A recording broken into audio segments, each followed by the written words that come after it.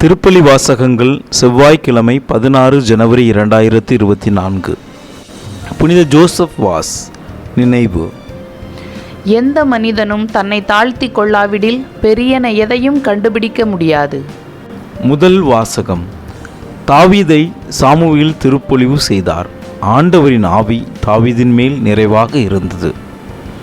Samuel முதல் நூலிலிருந்து வாசகம். அதிகாரம் 16, வசனங்கள் 1 முதல் 13 வரை. அந்நாட்களில் ஆண்டவர் சாமுவேலை நோக்கி, இஸ்ரேலின் அரசராக சவுல் இல்லாதவாறு நான் அவனை புறக்கணித்ததை நீ அறிந்திருந்தும் நீ எவ்வளவு காலம் அவனுக்காக துக்கம் கொண்டாடுவாய்? உன்னிடமுள்ள கொம்பை எண்ணெயால் நிரப்பிக் கொண்டு போ. பெத்லகேமை சார்ந்த ஈசாயிடம் உன்னை அனுப்புகிறேன், ஏனெனில் அவன் புதல்வருள் ஒருவனை அரசனாக தேர்ந்துள்ளேன் என்றார். அதற்கு சாமுவேல், எப்படி போவேன்? சவுல் கேள்விப்பட்டால் என்னை கொன்று விடுவானே என்றார். மீண்டும் ஆண்டவர், நீ ஒரு கன்றுக்குட்டியை எடுத்துச் செல், ஆண்டவருக்கு பலியிட வந்துள்ளேன் என்று சொல், ஈசாயை பலிக்கு அழைத்திடு. அப்பொழுது நீ செய்ய வேண்டியது என்னவென்று உனக்கு நான் தெரிவிப்பேன். நான் உனக்கு காட்டுகிறவனை நீ எனக்காக திருப்பொழிவு செய் என்றார். ஆண்டவர் கட்டளையிட்டவாறு சாமுவேல் செய்தபின் பெத்லகேமுக்கு சென்றார். அப்பொழுது அவ்வூரின் பெரியோர்கள் அஞ்சி நடுங்கி அவரை எதிர்கொண்டு வந்து, உங்கள் வருகையின் நோக்கம் சமாதானம் தானே என்று கேட்டனர். அதற்கு அவர், ஆம், சமாதானம்தான். ஆண்டவருக்கு பலி செலுத்த வந்துள்ளேன். உங்களையே தூய்மையாக்கி கொண்டு என்னுடன் பலியிட வாருங்கள் என்றார். மேலும் ஈசாயையும் அவர் புதல்வரையும் தூய்மைப்படுத்தி பலியிட வருமாறு அழைத்தார். அவர்கள் வந்தபோது அவர் எலியாவை பார்த்தவுடனே, ஆண்டவரால் திருப்பொலி செய்யப்பட்டவன் இவனாகத்தான் இருக்கும் என்று எண்ணினார். ஆனால் ஆண்டவர் சாமுவேலிடம், அவன் தோற்றத்தையும் உயரத்தையும் பார்க்காதே, ஏனெனில் நான் அவனை புறக்கணித்து விட்டேன். மனிதர் பார்ப்பது போல நான் பார்ப்பதில்லை. மனிதர் முகத்தை பார்க்கின்றனர், ஆண்டவரோ அகத்தை பார்க்கின்றார் என்றார். அடுத்து ஈசாய் அபினதாபை அழைத்து சாமுவேல் முன்பாக கடந்து போகச் செய்தார். அவர், இவனையும் ஆண்டவர் தேர்ந்து கொள்ளவில்லை என்று கூறினார். பிறகு ஈசாய் சம்மாக்குவை கடந்து போகச் செய்தார். ஆண்டவர் இவனையும் தேர்ந்து கொள்ளவில்லை என்றார் சாமுவேல். இவ்வாறு ஈசாய் தம் 7 புதல்வரை சாமுவேல் முன்பாக கடந்து போகச் செய்தார். இவர்களையும் ஆண்டவர் தேர்ந்து கொள்ளவில்லை என்றார் சாமுவேல். தொடர்ந்து சாமுவேல் ஈசாயை பார்த்து, உன் பிள்ளைகள் இத்தனை பேர்தானா என்று கேட்க, இன்னொரு சிறுவன் இருக்கின்றான், அவன் ஆடுகளை மேய்த்து கொண்டிருக்கிறான் என்று பதிலளித்தார் ஈசாய். அதற்கு சாமுவேல் அவரிடம், ஆள் அனுப்பி அவனை அழைத்து வா, ஏனெனில் அவன் வரும் வரை நான் உணவருந்த மாட்டேன் என்றார். ஈசாய் ஆள் அனுப்பி அவனை அழைத்து வந்தார். அவன் சிவந்த மேனியும் ஒளிரும் கண்களும் கொண்ட அழகிய தோற்றமுடன் இருந்தான். ஆண்டவர் சாமுவேலிடம், தெரிந்து கொள்ளப்பட்டவன் இவனே, எழுந்து இவனை திருப்பொழிவு செய் என்றார். உடனே சாமுவேல் எண்ணெய் நிறைந்த கொம்பை எடுத்து அவன் சகோதரர் முன்னிலையில் அவனை திருப்பொழிவு செய்தார். அன்று முதல் ஆண்டவரின் ஆவி தாவீதின் மேல் நிறைவாக இருந்தது. சாமுவேல் ராமாவுக்கு புறப்பட்டு சென்றார். இது ஆண்டவரின் அருள்வாக்கு. இறைவா, உமக்கு நன்றி. பதிலுரை பாடல். என் ஊழியன் தாவீதை நான் கண்டுபிடித்தேன். முற்காலத்தில் உம் பற்றுமிகு அடியாருக்கு நீர் காட்சி தந்து கூறியது, வீரன் ஒருவனுக்கு வலிமை அளித்தேன், மக்களினின்று தேர்ந்தெடுக்கப்பட்டவனை உயர்த்தினேன். என் ஊழியன் தாவீதை நான் கண்டுபிடித்தேன். என் ஊழியன் தாவீதை கண்டுபிடித்தேன், என் திருத்தைலத்தால் அவனுக்கு திருப்பொழிவு செய்தேன்.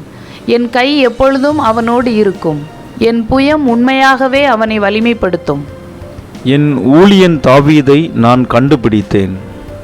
நீரே என் தந்தை, என் இறைவன், என் மீட்பின் பாறை என்று அவன் என்னை அழைப்பான். நான் அவனை என் தலைப்பேறு ஆக்குவேன், மண்ணகத்தில் மாபெரும் மன்னனாக்குவேன். என் ஊழியன் தாவீதை நான் கண்டுபிடித்தேன். நற்செய்தி வாசகம். ஓய்வு நாள் மனிதருக்காக, மனிதர் ஓய்வு நாளுக்காக அன்று. மார்க்கு எழுதிய தூய நற்செய்தியிலிருந்து வாசகம். அதிகாரம் 2, வசனங்கள் 23 முதல் 28 வரை.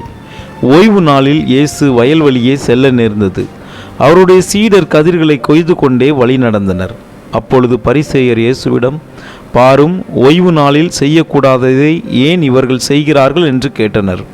அதற்கு அவர் அவர்களிடம், தாமும் தம்முடன் இருந்தவர்களும் உணவின்றி பசியால் இருந்தபோது தாவீது என்ன செய்தார் என்பதை நீங்கள் வாசித்ததே இல்லையா?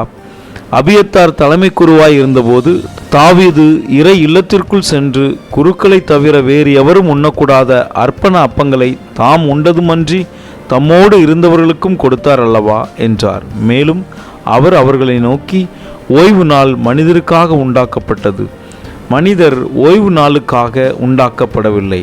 ஆதலால் ஓய்வு நாளும் மானிட மகனுக்கு கட்டுப்பட்டதே என்றார். இது ஆண்டவரின் அருள்வாக்கு. கிறிஸ்துவே உமக்கு புகழ்.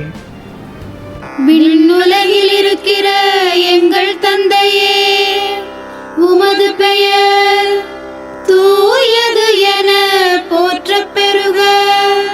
உமது ஆட்சி வருக.